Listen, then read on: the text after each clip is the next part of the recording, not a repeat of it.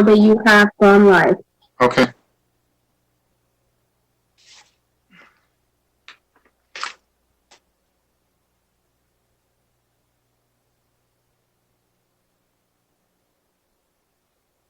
Good evening, everyone. The meeting will come to order. I'm Deputy Mayor Leon Davidoff, and I'd like to welcome you to the virtual May 7th, 2020 special meeting of the Finance Administration Committee of the Town Council. I also serve as chair of the committee, which is responsible for overseeing the town's operational budget and capital improvement program. This meeting will serve as a budget workshop to review the fiscal year 2020-2021 town budget as proposed and amended by the town manager and the superintendent of schools. Because in-person attendance at public meetings is likely to increase the risk of transmission of COVID-19, this meeting is being conducted in accordance with Governor Lamont's Executive Order Number 7B. Committee members, other members of the Town Council, and town staff are participating by WebEx. Members of the public can view the meeting live on West Hartford Community Television or on West Hartford Community Interactive Comcast Channel 5 and Frontier TV Channel 6098 or at www.whctv.org. The meeting is also being recorded for on-demand viewing, which will be available on the town website. Because of the virtual format, there are some special rules and procedures that I need to cover before I begin. Like last evening, Corporation Counsel Dallas Dodge and Deputy Corporation Counsel Gina Verano will not be on this call to answer any types of procedural matters. With that said, first I ask all participants to please mute the microphones on your devices when you're not speaking.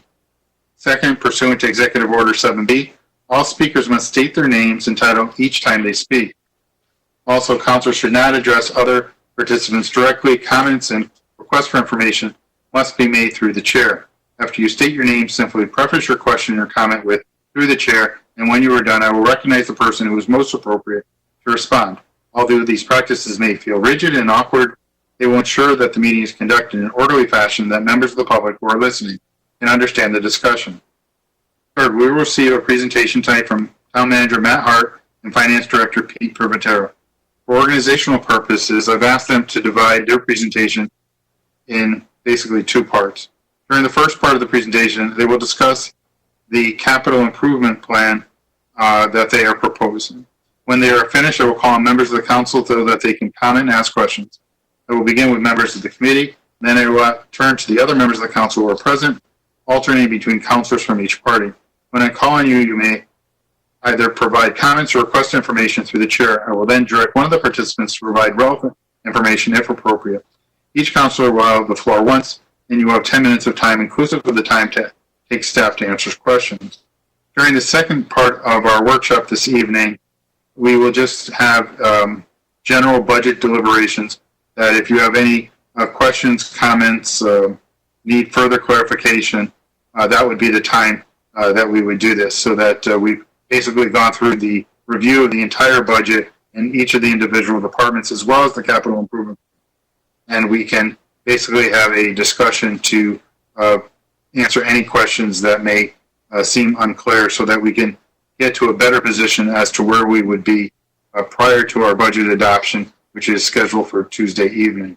So this would be that meeting to discuss any types of changes that you're thinking of proposing to that at that second half of the meeting. I would ask all councilors to please avoid requests for information that are repetitive, rhetorical, or argumentative. Requests for information and comments must be germane to the town budget. Finally, a reminder that if any participant has a problem with their connection, you should immediately call Ureta Reinheimer, whose phone number you've been provided earlier. She will let me know when we recess the meeting while the problem is resolved. If it cannot be resolved quickly, we will ask you to call into the meeting, use a phone, and participate via audio only. I will now call the roll of elected officials. I will do this in the same order in which I will call on you following the presentations from the administration so that everyone understands what the experience is and they are going to have an opportunity to speak. After I call the roll, the manager and the finance director will begin the presentations of the capital improvement project and will introduce the members of the staff who will participate. Ms. Fay.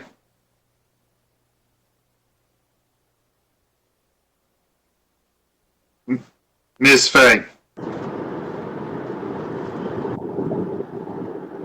Mr. Sweeney.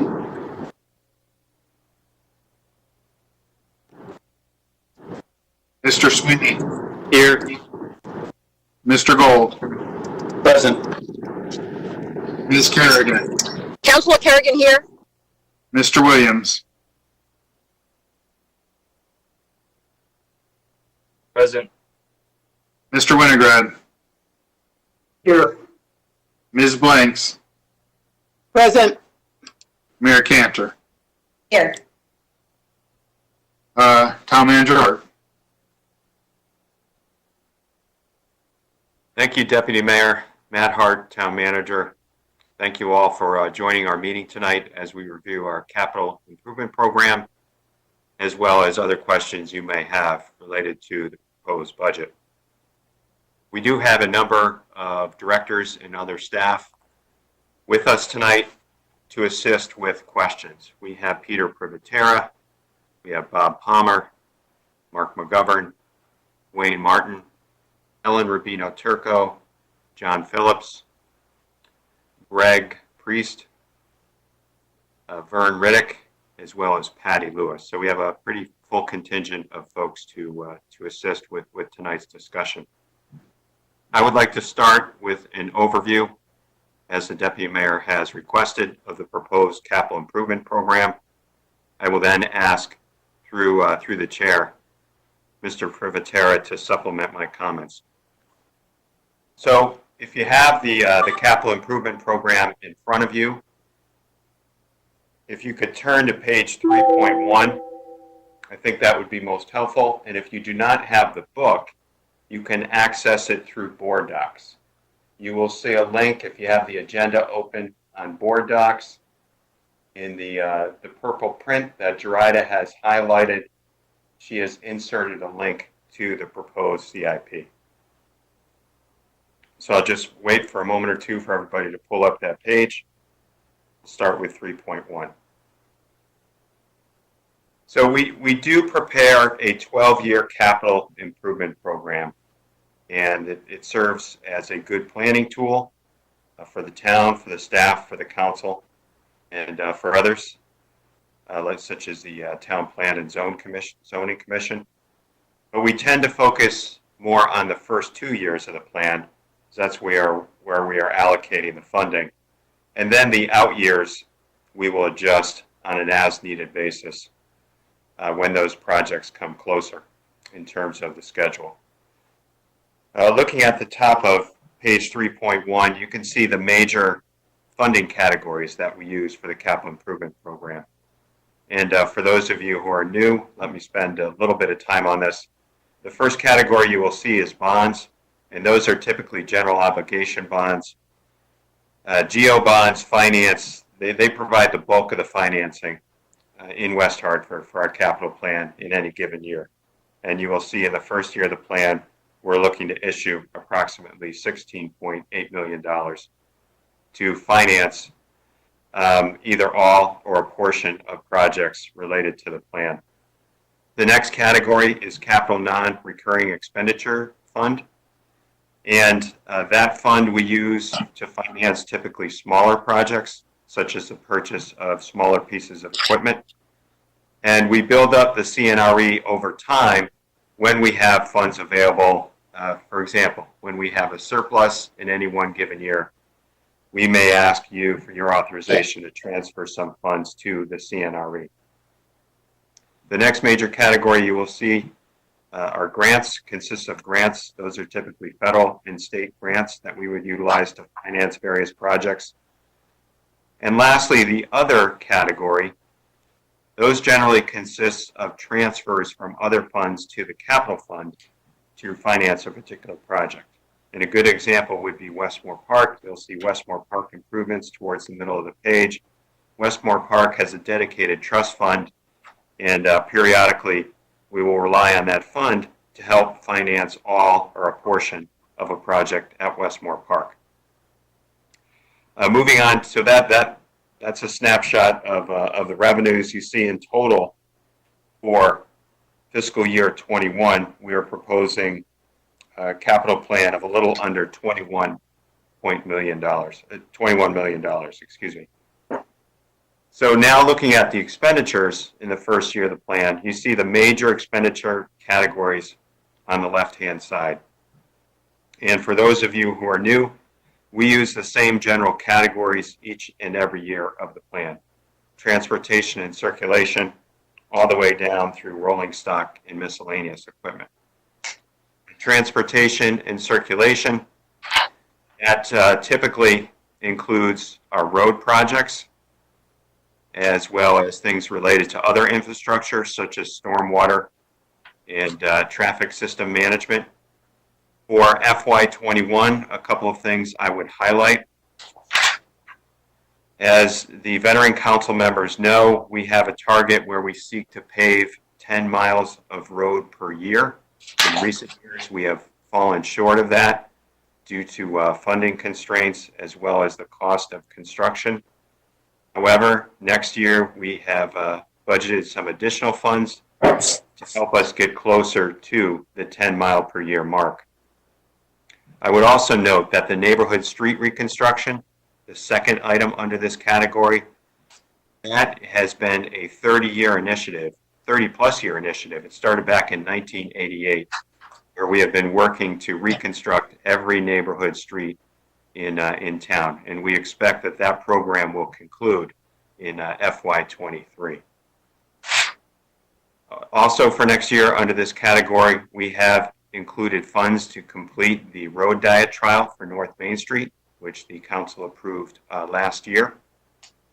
You'll see various monies related to pedestrian and bicycle management. That would include sidewalk construction and repair, primarily repair, cycling markings, etc.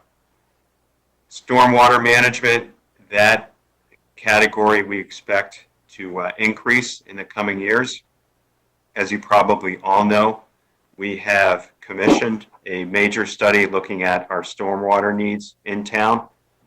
We expect to be able to share a draft of that with you later this spring, and it will remain a very important line item for West Hartford, we anticipate, for years to come. The street resurfacing you see, and again, we're working to get closer to 10 miles of road per year there, as well as the traffic system management, replacing and making repairs at various traffic signals. On the education side, we do have Bob Palmer with us, who can assist with questions related to this topic, but all of the Board of Education projects also fall under the town's capital improvement program. So the board does not have a separate capital plan. They fall under a section of our plan. A couple of things I would note for next year is that they are continuing their work to enhance school security. They've made tremendous progress in recent years, and the next 2 years, I think, will largely complete the projects that they have scheduled, and they have been able to receive some state grant funding for those projects. Moving on to the Parks and Recreation area, this is also a category we have each and every year. Next year, under Park and Playfield improvements, we are looking to upgrade and do some work at the King Philip Fields. While those are located at the school fields are generally shared by both the school district and the town. So all of our rec leagues, or many of our rec leagues, also rely quite heavily on the fields at our various public schools.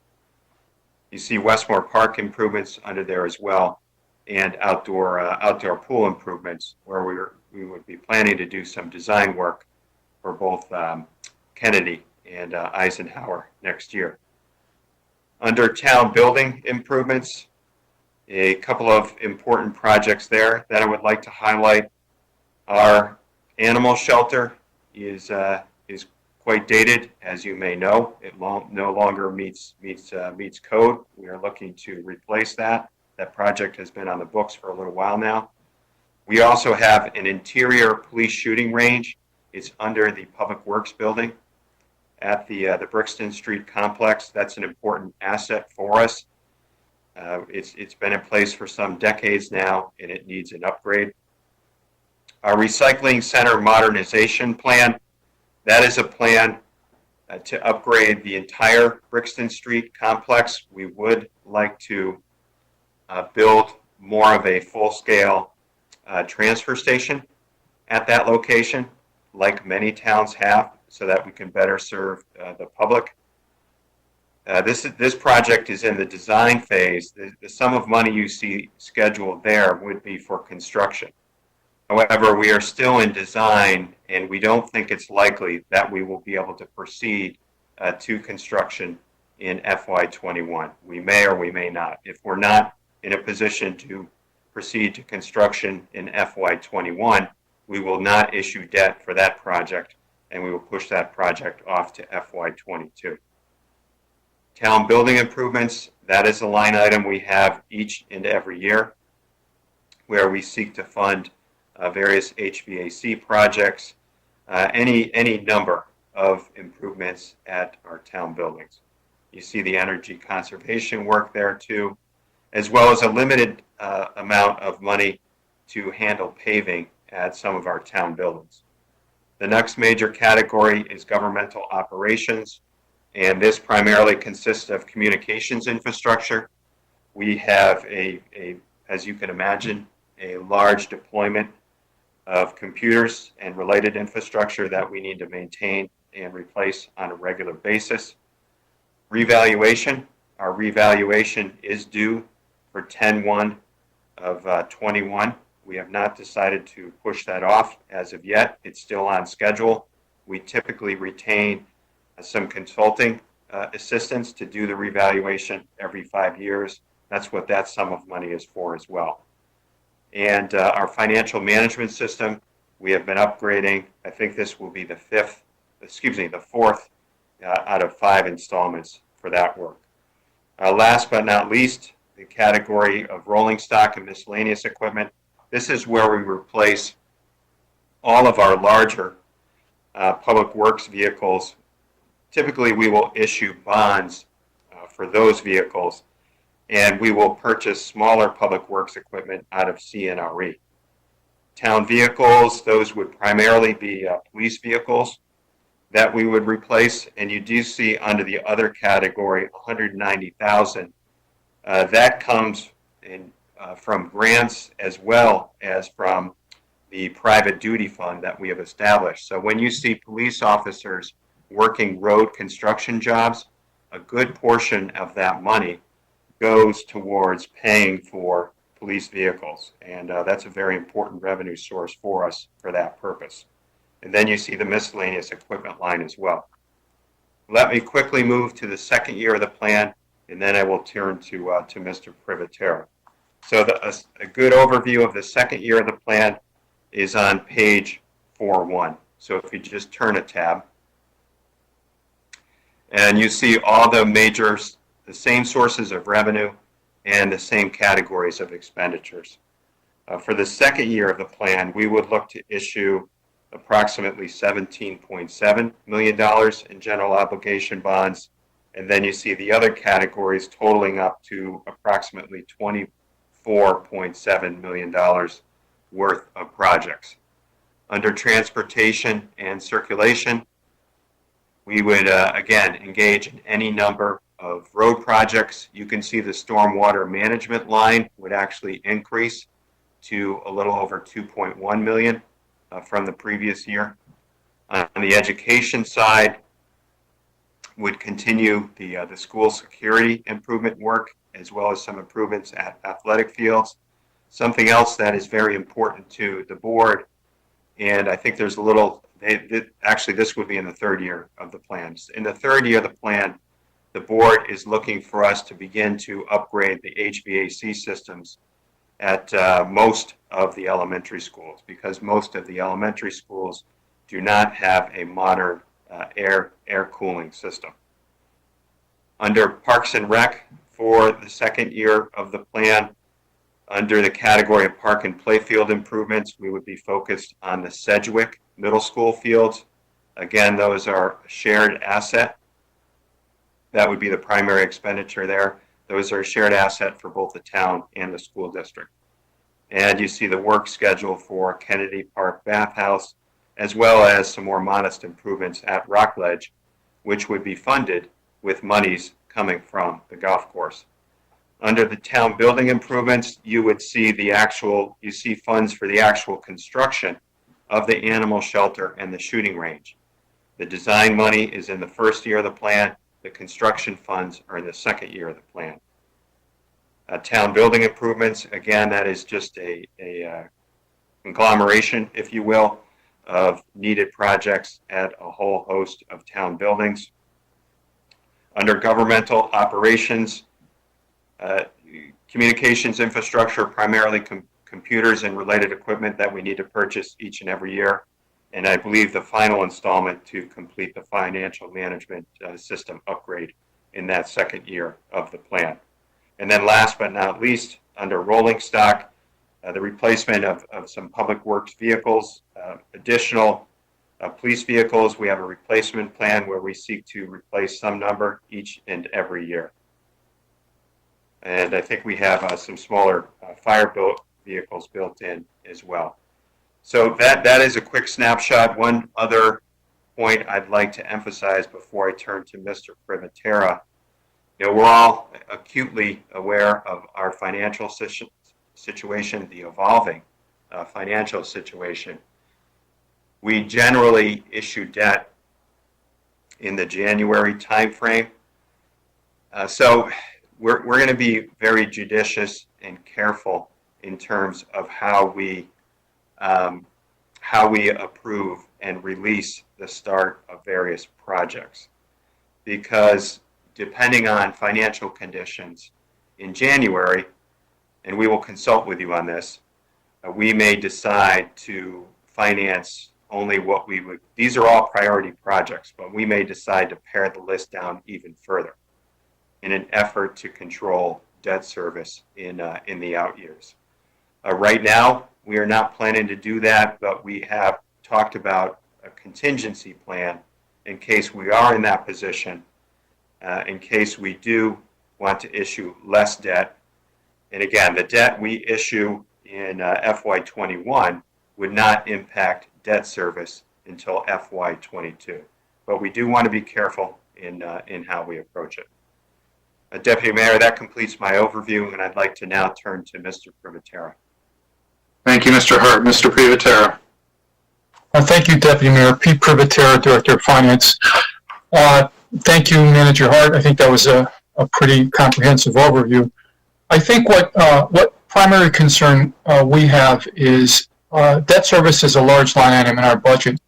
In next year's budget, the actual debt service payment will be over $19.5 million.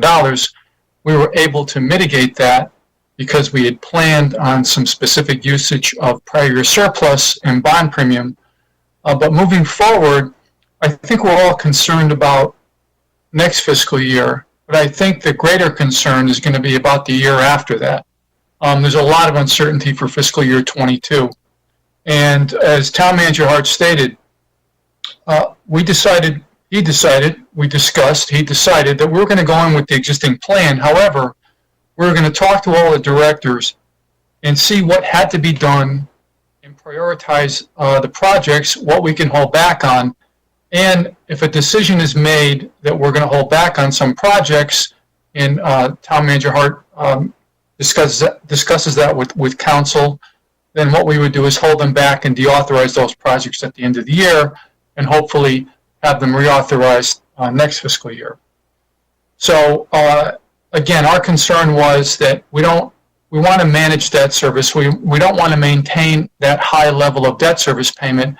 And again, once the projects are authorized and we start spending the money, we will basically replenish ourselves by issuing debt service the following year. So those are my comments with respect to the bonded projects. Now, CNRE, most of you may recall that when we do have a surplus in the prior year, we usually transfer that surplus into CNRE. We use CNRE as a kind of holding account. Now, currently, we have an uncommitted balance in CNRE of about $880,000. Now, this budget calls for a little under $2.1 million. We have some concerns for next year. I think the town manager started to mention it last night. We have some concerns about retirements. We have an exposure of over $2 million on termination pay, depending on how many police and firefighters retire. We had a conversation, and we also had a conversation with the department directors that we want to hold CNRE expenditures for at least the first quarter of next fiscal year and try to make a determination whether or not we need to hold back some of those projects if we need to reallocate some of that CNRE funding for operational purposes or some other expenses, COVID-related expenses that may have come up that we weren't aware of. So, again, our plan is to present the budget as is, but be very judicious in expending those funds, and also, plan as best we can to deal with any unfunded liabilities that may come up. So, with that, I'd like to send it back to the town manager. Thank you. Thank you, Mr. Privatera. Mr. Hart, do you have anything further before we go to council question?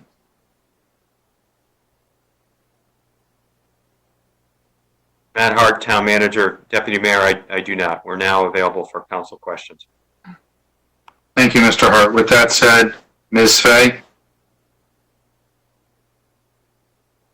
Thank you, Deputy Mayor Davidoff, and through you, I do have a couple of questions, please. I think it was Mr. Hart. You mentioned that our goal for our roads in town is to pave or resurface 10 miles annually. And I know we're below that, and for various reasons. But I thought last year when we spoke of this, because it's a main issue for our residents, and I think in one of the documents it said 29% of our roads are in poor condition. I thought the miles that was the goal was more than 10. I thought it was 17. I don't know why I have that number in my head, but I do. So could you explain if 10 is a new goal or my memory is incorrect, which definitely could be. Mr. Hart? Matt Hart, Town Manager. Thank you, Deputy Mayor. I will turn to our Town Engineer, Dwayne Martin, who can talk just a little bit about our road classification system and what our annual goals are through you, Mr. Chairman. Thank you, Mr. Hart. Mr. Martin? Thank you, Deputy Mayor. Dwayne Martin, Town Engineer. For years, we were saying 10 miles is the goal for repaving, and that was a very modest goal. We did achieve it a few years in the past, 15, but in my opinion, we should be doing more than that. We should be doing around 12. And the reason for that is West Hartford, in particular, roads get beat up for various reasons, and they're just not lasting as long as they may have in the past. And we have 217 miles of roads that West Hartford maintains. So if we've been averaging about 8.5 miles a year. So we're expecting our roads to last 30 years, which is just not attainable. So that's why we're looking to do beyond 10.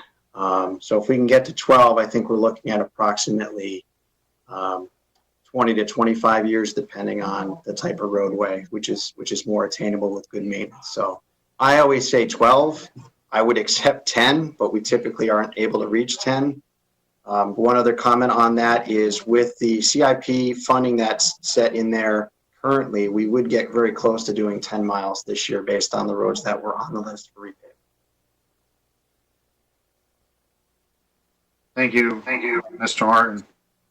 Ms. Fay, anything further?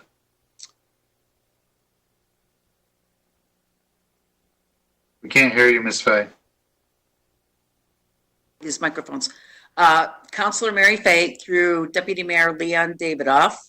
One item that you have in here, and it's a $550,000 item, and I think this would go to Mr. Privatera. It's for a financial system.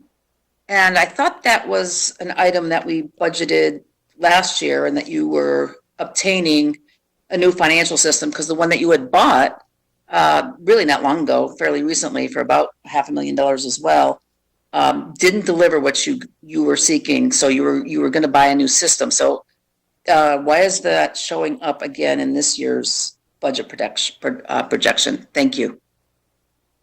Mr. Privatera. Thank you, Deputy Mayor. Pete Privatera, Director of Finance. What we did last year, if you recall, we have the ability to access the first 2 years of capital funding on approval from the Finance Director. So we split out the project over a 2-year period. That $550,000 was approved in the second year, which is the current, this would be the second year next year. We've already accessed that money. The financial system is up and running, and most of that $550,000 has already been committed. So it's the same project, it's the same amount of money. We only split it out over a 2-year period so we can mitigate the bonding issue. Thank you. Ms. Fay, anything further? Yes, if I may, as a follow-up to that, I'm still not clear because I thought the total cost of the project and system was $550 million. So if that was budgeted last year, and it's in again, I could understand the 550 being split, but then you'd have a variance there, and then perhaps 275 for this year. I'm not clear why 550 was in last year's budget. It's in it again. You've spent some. Are we way over budget? I mean, is this $1 million project, or I just don't. I can't tie the numbers together. If you could help me, Mr. Privatera, I'd appreciate that. Thank you, Ms. Fay. I think you meant to say 500,000, not $500 million. Correct? Yes, you're correct. I apologize. Okay, just want to make certain that we're not making an expenditure greater than the town budget. Mr. Privatera. Thank you, Deputy Mayor. Pete Privatera, Finance Director. That $550,000 was identified in year 2 of the current capital budget, which is year 1 of the new capital budget. It's the same money. It just moved up 1 year. Thank you. Ms. Fay, anything further for clarification purposes? Not regarding that, but I think it's been expressed throughout. This is a comment, not requiring an answer. These are tough times, and we've seen other organizations and some public, such as universities, et cetera, and the private sector, have come forward and recommended things like pay cuts and no travel, and they're really reining it in because so many people in our community are suffering, and throughout the state and throughout the country, quite frankly. So I'm just really concerned that the path that we're on can't be, activated again next year. A lot of these things, like delaying hires or some of the other events, the part-timers, et cetera, are one-time events, and so we can't leverage that again in subsequent years. And I know that this has been mentioned, but I am concerned about that, and I'd just like to see what next year might look like so that we don't shock our residents with a major increase next year. Or, Mr. Privatera, you mentioned the following year, and I know that some of these things are capitalized, so it's not just translating to the next year, but it could be a few years. And I just want to go on record that, I've been concerned about our mill rate creep for some time. It's very hard. I appreciate how difficult it is to leverage these budgets. But I just would love to see the next couple of years and then just give some confidence to our residents that they're not going to see a flat year and then all of a sudden our taxes are going to go sky high. So I am concerned about that, and I just want to make sure that was officially on the record. Thank you. Thank you, Ms. Fay. With all due respect, we're currently just discussing the capital budget. So the topics the comments that you made would probably be more germane to the second half of tonight's meeting, where we're going to talk about concerns and budget adjustments. But your comments are duly noted at this point. With that said, do you have anything further, Ms. Fay? No, Mr. David, I'm good. Thank you very much for your help with this. Okay, thank you. Mr. Sweeney. I do not have any comments. Thank you. Thank you, Mr. Sweeney. Mr. Gold.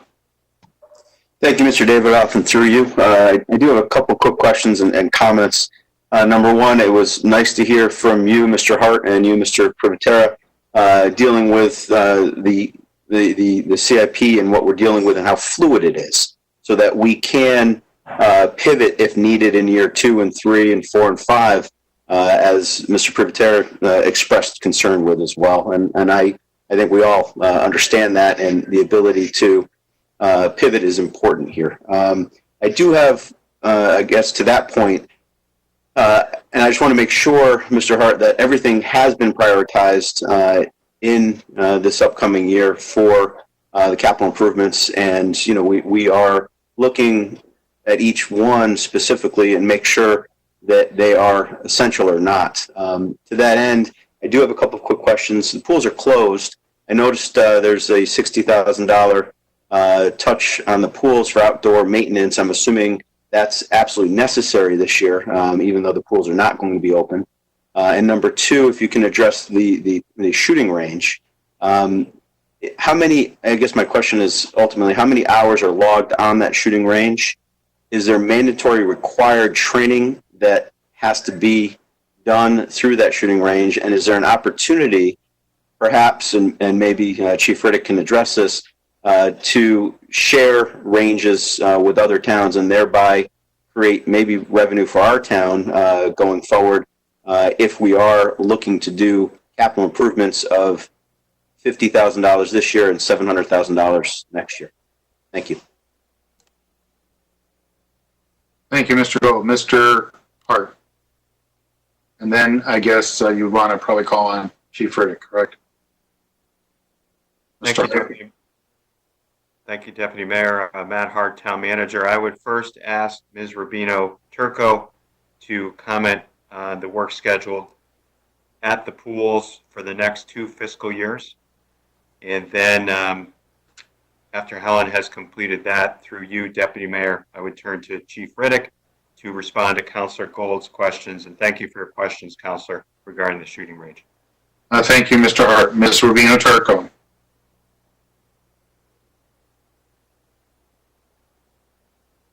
Thank you, Mr. Davidoff, and for the question.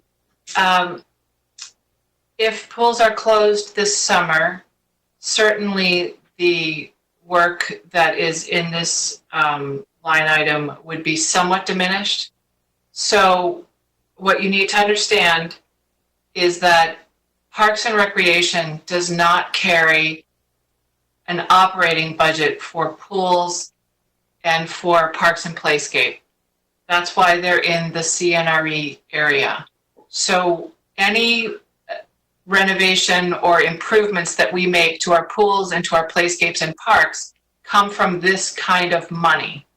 And we watch these funds very carefully and spend them on very specific projects. And we rate them in 4 categories. Things that are for safety. If there's a safety violation, we need to repair it. If something is not to code, we need to bring it up to code. So safety and code are first and second.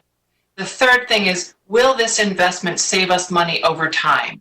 That is the third kind of lens that we look at any project. And so, for example, improvements to irrigation might be in there, because if the pipes are broken and we're losing money because the water's draining away, that's where we want to use these funds. And the fourth is a category that my colleagues like to call nice to have. It is something that improves our quality of life, but it's not because something is either broken or not to code, creating a safety hazard, or something that will save us money over time. So the funds that we have in the outdoor pools, if we opened the pools, we would need that. If we don't open the pools, we won't need that entirely. So that is something that is fluid for your judgment. The funds that are in there this year, we have to think ahead 1, 2, 3, 5 years, 12 years. The Kennedy Park bathhouse needs to be renovated, and we need to have it assessed, and we need to have a plan, and we need to have funding in place to help implement an entire renovation of Kennedy Park, but specifically in this category at the pool house, and that's where a significant part of this funding is concerns. The other area that we would like to do, well, that we need to do, that will save us money over time, is we need to replace all the chlorinating pumps in each pool. So that's about $2,500 of this. And then we also have various things that we've noticed that need to be addressed. Could they be addressed in the following year? Yes. That's an area, if pools are closed, that you have some wiggle room there. That's all. Thank you, Ms. Rubino Turco. Chief Riddick? Good evening, Chief Riddick, through you, Mr. Deputy Mayor. Regarding the police range, we're required by post to qualify at least once a year, minimum 60-round qualification. We try in West Hartford to have at least 3 to 4 qualifications throughout the year.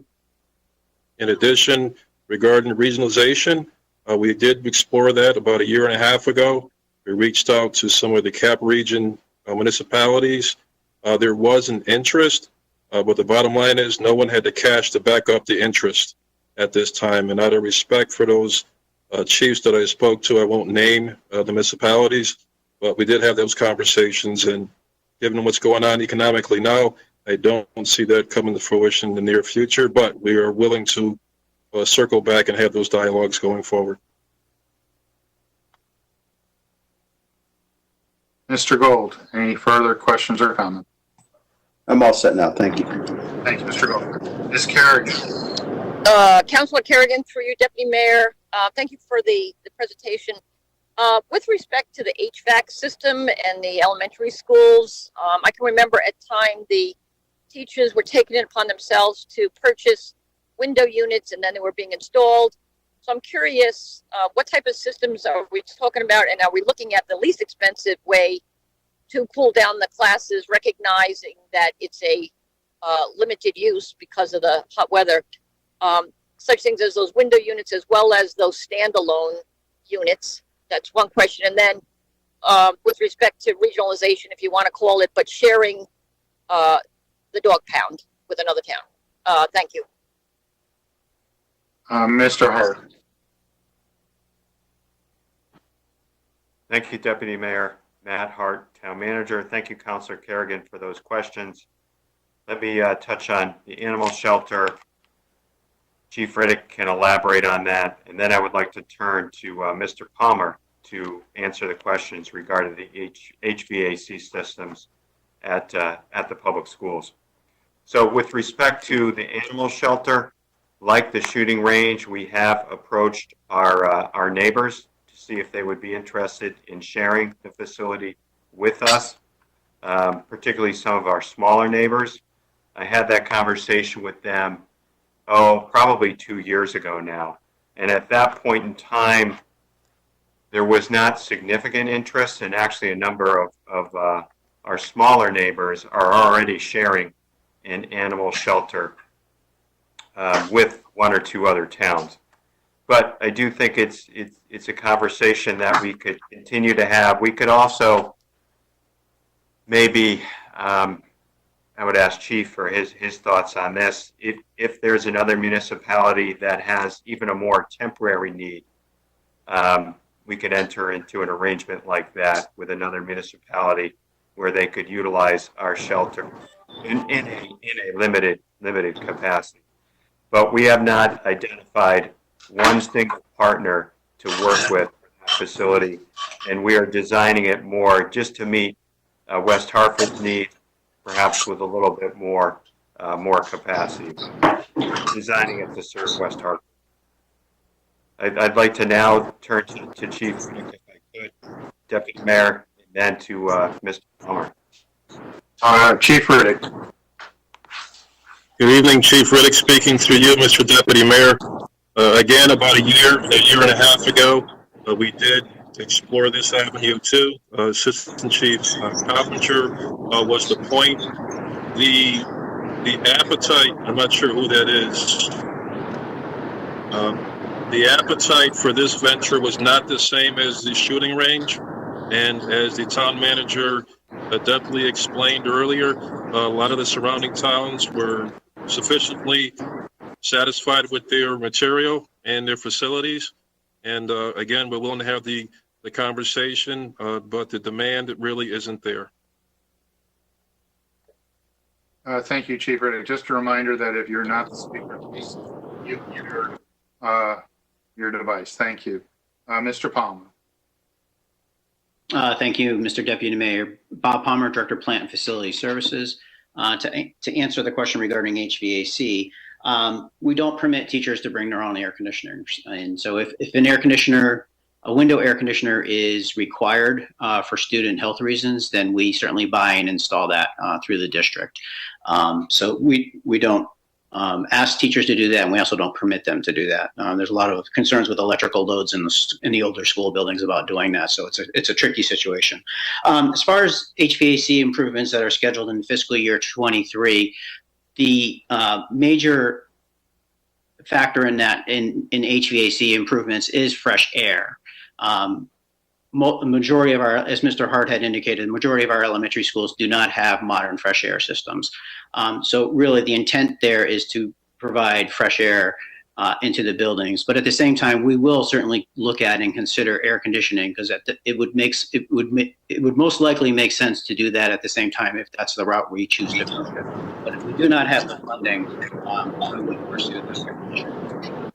So back to you, Mr. Thank you, Mr. Palmer. Anything further, Ms. Kingston?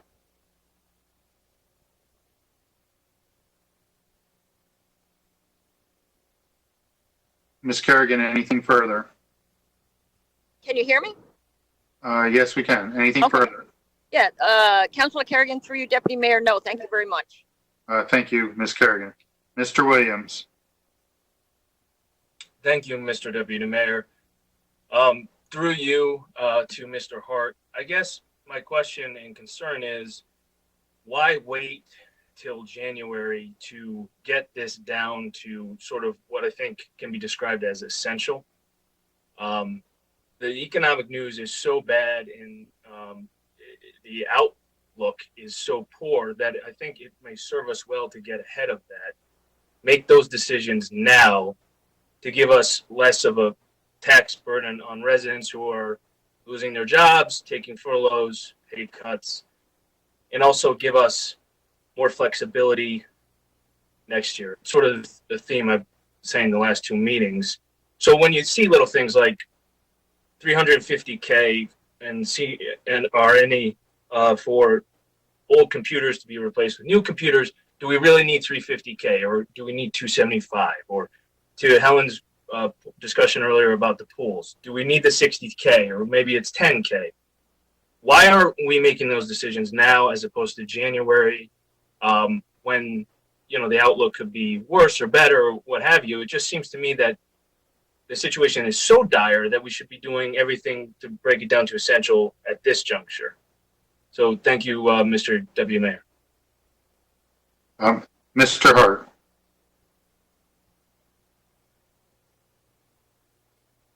Matt Hart, Town Manager. Thank you, Deputy Mayor. Thank you, Councilor Williams, for your question. To clarify, we're not waiting until January. We issue our debt typically in January.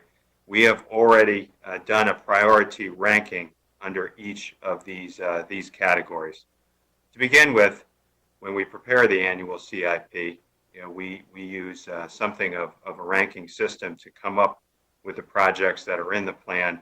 Many of them are multi-year in nature. But for each and every category here, we have done a prioritization. As Mr. Privatera and I talked about, we are only going to release projects. We're going to release projects very carefully and judiciously following the start of the fiscal year. And he talked about holding, for example, on CNRE projects for at least the first quarter. We're going to do that because that CNRE source of funding we would also utilize for separation pay. But these larger capital projects, if they're new projects, we're going to release them in a very careful manner. So we have prioritized each of these categories, you know, if council wants more specific detail on the prioritization, we can certainly provide that.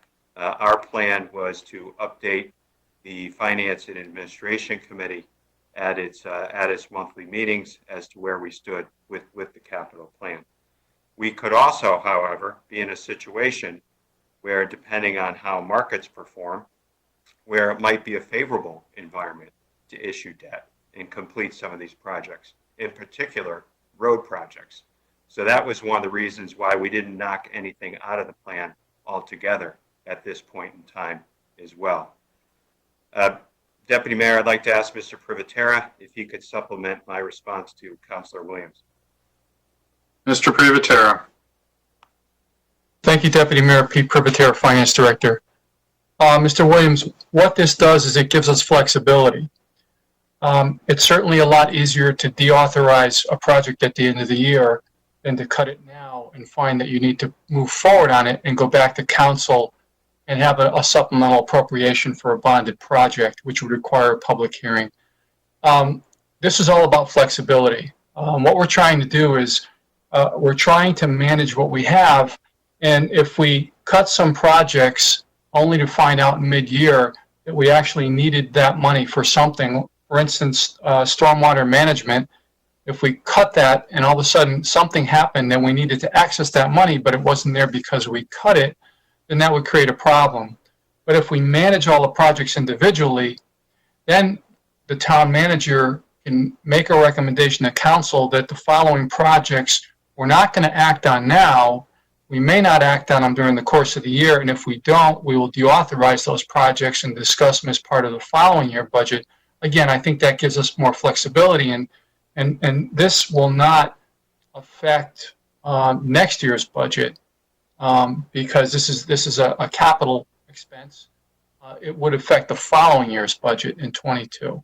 So that was the plan all along, to use this to allow us to manage this better. Thank you. Mr. Williams. Thank you. And this format is so difficult, so bear with me. So, Peter, if I hear you correctly, are you saying that we want to pass this to get the CRNE money passed? So if something comes up in an area we don't foresee, we want to then be able to reallocate those monies to, I'm trying to find you, to another project? Is that what you're saying, if you could nod? Okay, but because my I don't think I think we need to give you an oral response. That's fine.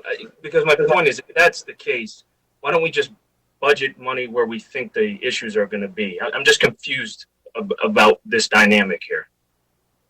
Mr. Privatera. Thank you, Deputy Mayor Pete Privatera, Finance Director.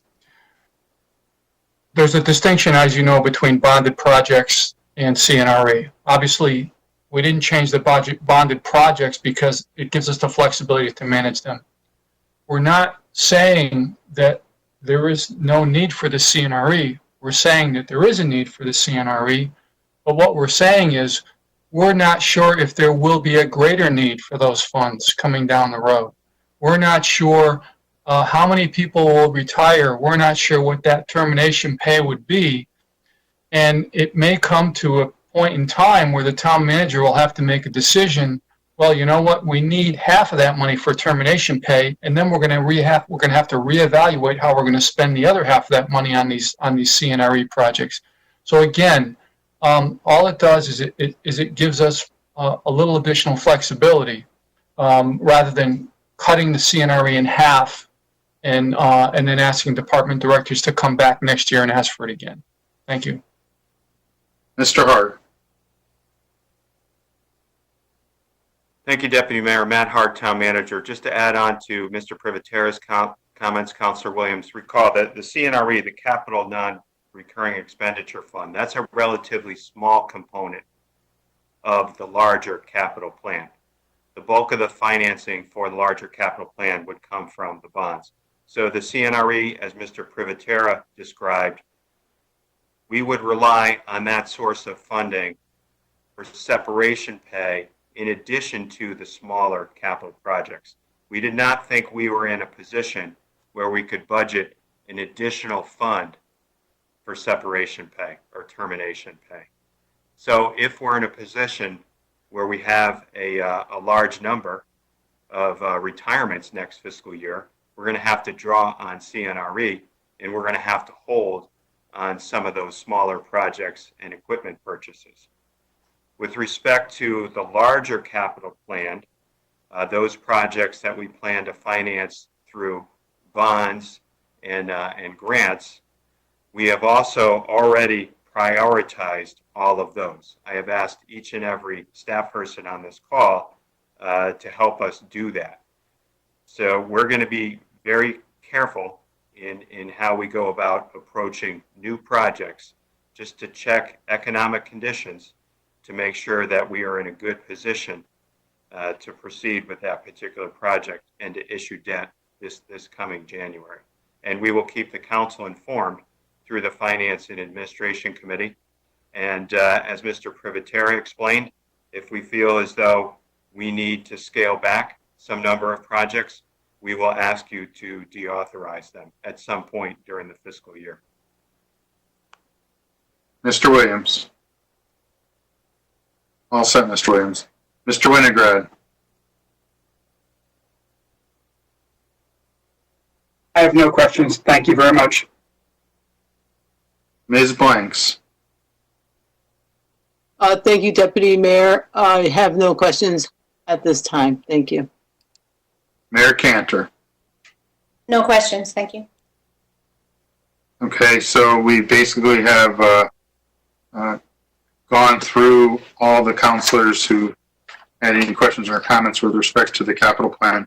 So at this point in the meeting, I think it's, as we announced earlier, we were going to basically go into a part that's budget deliberations, concerns, questions that you may have over any part of the budget that we've reviewed during the two workshops and this evening. And we will go in the same order that we've been going through the past few evenings. So, but before we do that, I want to remind residents of West Hartford, if you're watching, you can still send us comments on the budget with suggestions and ideas to comment@westhartfordct.gov. That's comment@westhartfordct.gov. We will definitely welcome them and read them and take them into consideration prior to our vote on the budget, which is tentatively scheduled, which I believe will be scheduled for Tuesday evening, May the 12th. With that said, Ms. Fay. Thank you, Mary Fay, Town Councilor, through Deputy Mayor Mr. Davidoff. I've said what my concerns were. I appreciate everybody's efforts, so I don't think I need to belabor that. My questions have been satisfactorily answered, so I definitely appreciate that very much. And I know how hard everybody is running to really try to put this together to take some burden and relief off of our residents. So much appreciated. I do not have any other comments. You've already heard enough from me. So thank you very much, Deputy Mayor. Thank you. Mr. Sweeney. I'm good. Thank you. Mr. Gold. Thank you, Mr. Davidoff. And through you, I do have a few just gentle comments. Number one, thank you very much for putting together this budget. I know it was a mighty task that needed to be done on a short notice. All of my questions have been answered satisfactorily, and I appreciate that. I obviously have some concerns, as I've voiced previously, about how we're looking next year and the year after, because we have to worry about our taxpayers' wallets and the lack of money that's happening across our town, state, country, and the world. So these are the things that are concerning. I think we all need to stay focused on that and make sure that we properly allocate our funds so that we can not only deal with this year, but going forward in years to come, so that we can maintain these levels as we're getting to. Thank you. Ms. Kerrigan.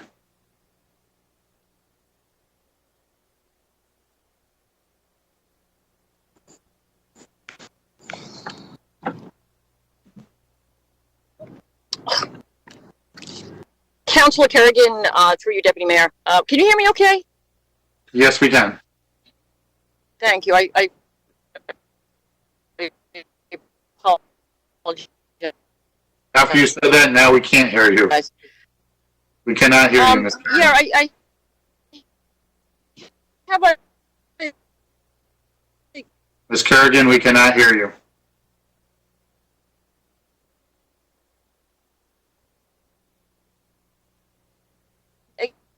We cannot hear you, Ms. Kerrigan. Can you start it over?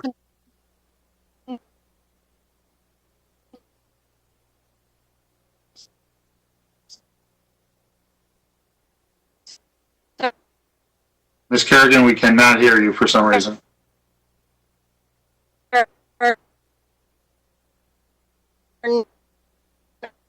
Perhaps we should take a 2-minute recess to see if we can connect with Ms. Kerrigan through some other method. We'll stand recess for about 2 minutes. no, I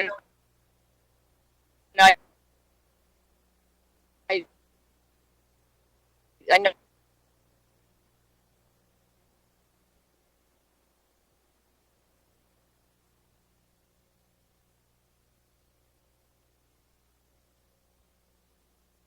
Can you hear me? Now we can, Ms. Kerrigan. Hold on. I'm not too sure this is gonna. So you're saying you can hear me now? We can hear you now. Okay. Councilor Kerrigan, through you, Deputy Mayor, thank you for your patience, and I apologize.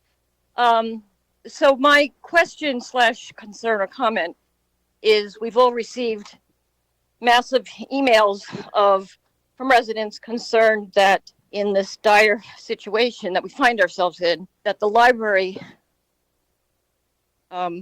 is more important than ever. It services individuals that may have lost their job, may have looking for a job, children that can't afford books, internet access and the such. And it's gone from a $500,000 cut to a $300,000 cut.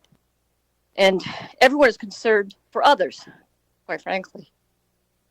So my question is, how are we going to be sure that the town that cares, which is West Hartford, continues to be the town that cares? Thank you.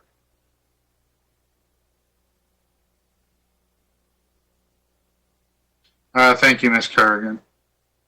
Mr. Williams.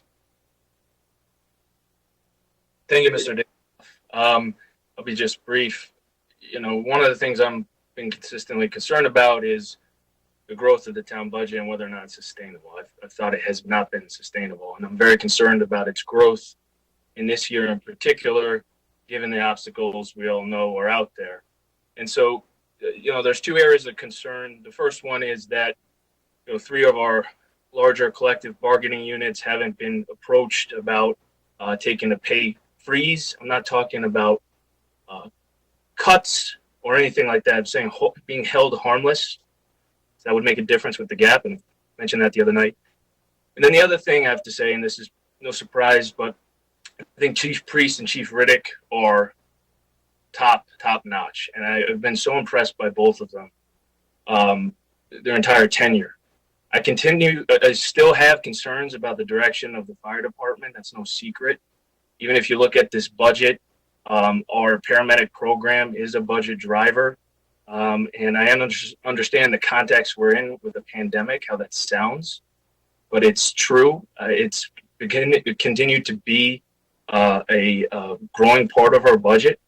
And I think we still need to think about whether the town wants to provide healthcare services. I think that's still a question we have to consider, even particularly in light of what's going on.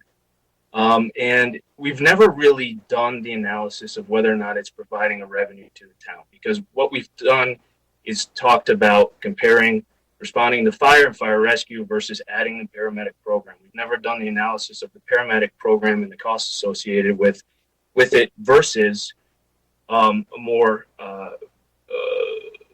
restricted fire department with less firehouses, sort of what was kind of contemplated with Fitch, but in some respects and not others. So those are my thoughts. They're no surprise to anyone. I realize my concerns about the paramedic program are one that's not really shared by the body, but I do want to express that because it's on my mind and you asked me for my budget thoughts. So thank you, Deputy Mayor. Thank you, Mr. Williams. Mr. Winograd.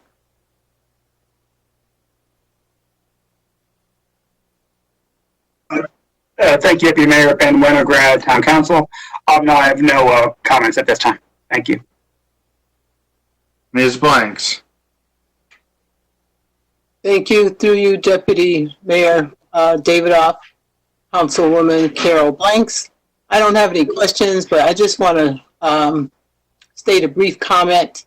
I perhaps have said it before, but I think this is very important. I just want to send huge thanks to the town manager and all of your staff and all the hard work that you put into putting this budget together and proposing it to us as town council members. So thank you. And I'm sure going forward, we will pay attention to the expenses as well as this pandemic. We're at the beginning of this thing and we know that it's fluid and we don't know what direction it's going to go into. So I just want to say thank you and go on record for that. Mayor Cantor. Mayor Cantor, thank you, Deputy Mayor Davidoff. I appreciate your efforts, and I want to thank our financial team and all the directors. They really did a hard job in coming up with a no increase budget. And while costs are going up, that means a decrease because other things are going up. So to keep it level, you got to decrease other things. There are so many unknowns that we are dealing with in this budget. And so unlike other budgets where we really try to be very exact in what we do, I think more than ever, we need to be flexible and fluid and be able to pivot and change and address the healthcare crisis that we're in. And we're also in an economic crisis. But first and foremost, we're in a healthcare crisis, and we cannot forget that. And we have to take care of our residents. Nobody else is able to do that for them. So that's our priority. I do want to say that the town manager, we had asked the town manager to take a look back at the budget and to readdress some of the cuts to the library, because we don't know, again, what the library programming will look like. We don't know what this pandemic will allow programming to do, but we have asked him to address that. It's probably appropriate for him to share that with the council and talk about where that about that dynamic. So I would, through you, Deputy Mayor, ask Mr. Hart to talk about that. Mr. Hart. Thank you, Deputy Mayor Matt Hart, Town Manager. Thank you, Mayor, for your comments and your question. With respect to the library, early on when we were looking at our budget revisions, yes, we had targeted the library for an even larger reduction, approaching $600,000, and just determined that would just be too significant, too dramatic. So we eventually reduced that amount to $300,000. And we understand that the $300,000 would have an impact as well.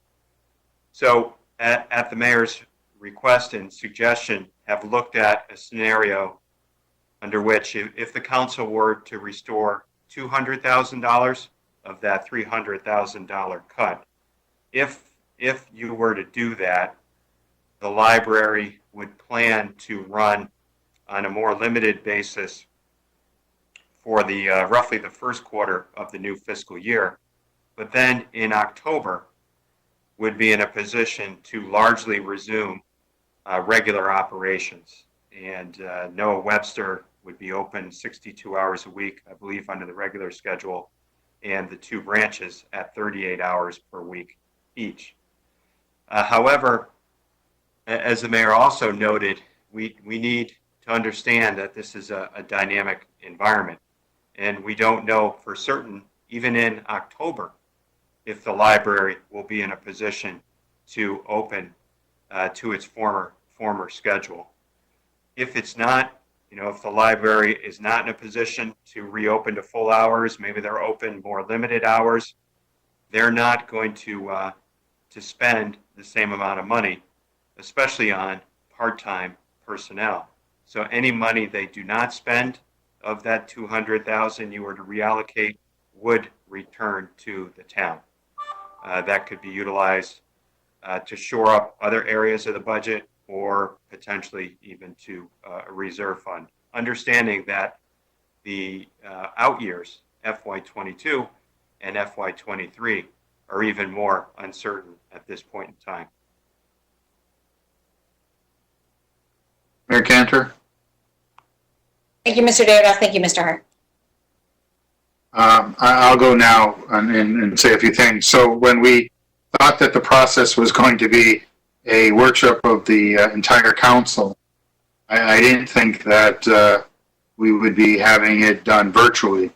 And it's just so odd that this is the way that it has taken place. But in my opinion, I think it's been a good way to do it because we really have been able to hone in on those issues that are most significant in terms of so much uncertainty. And we really haven't taxed our staff to have a lot of separate meetings to do these deliberations and to understand the budget. So out of something that we tried new, I think we got a very good process in place. And I would be remiss if I didn't thank all the directors and staff who helped facilitate these workshops as well as in the preparation of the budget. And the thing that I don't think we should ever lose sight of is the fact that West Hartford has been and remains a fiscally well-managed organization that takes budgeting very seriously. And to reiterate what Mayor Cantor said, and I usually don't reiterate things, this year is a year that has a lot of uncertainty, which will require a lot of flexibility and the ability to be fluid, to make decisions to affect whatever the needs of our community are going forward. If we had that crystal ball and we knew things, how they would all turn out, we would have a lot more certainty. But in my opinion, I think what we've done through this process has been an educated, reasoned approach to funding our community for the next fiscal year. And we'll just see where that takes us. With that said, just want to remind everyone that on Tuesday we will vote on a series of budget resolutions that will be for the main budget as well as the capital budget as well as the mill rate. I think there's a series of like 4 or 5 resolutions, if I recall. I would say, though, that this is the 13th municipal budget that I've worked on in the town of West Hartford, and the first time as chair of the Finance Committee, and I've learned more this year than in the past, and I'm so grateful for Mayor Cantor's guidance through this entire process to make certain I'm looking at the right things and asking the right questions. And I really want to thank her. And I also want to thank all members of the council for your support of my efforts to try to make this as open and as transparent as we possibly can. These are challenging times, and we all have a variety of struggles that we're dealing with in our own personal lives. But for us to come together as a group of 9 to serve the best interests of our community was readily apparent to me during this entire process. And for that, I am quite grateful. One last time, I'll remind the public that if they would like to send in comments, please email us at comment@westhartfordct.gov. That's comment@westhartfordct.gov. Before we entertain a motion to adjourn, I'll just reach out to Town Manager Hart to see if he has anything further he would like to add this evening. Mr. Hart.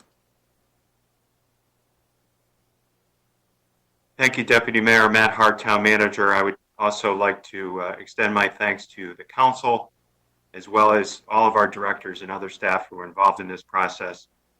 I know it was challenging at times in the virtual format, but at the end of the day, as the Deputy Mayor said, I think it worked well, and we were really able to hone in on key items related to the budget.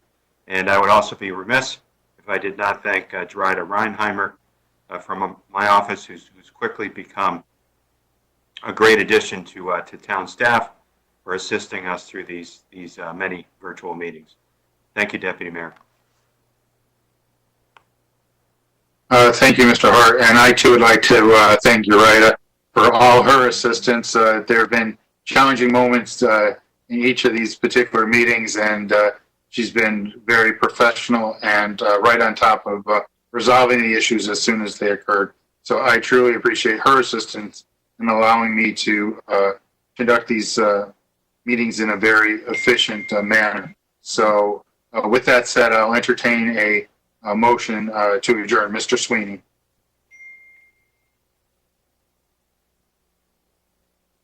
All right, here we are. I'll make a motion to adjourn. Mr. David. Is there a second, Ms. Fay? Yes, I second. All those in favor say aye. Aye. Aye. Anyone opposed? Hearing none, we stand adjourned. Thank you very much. Thank you.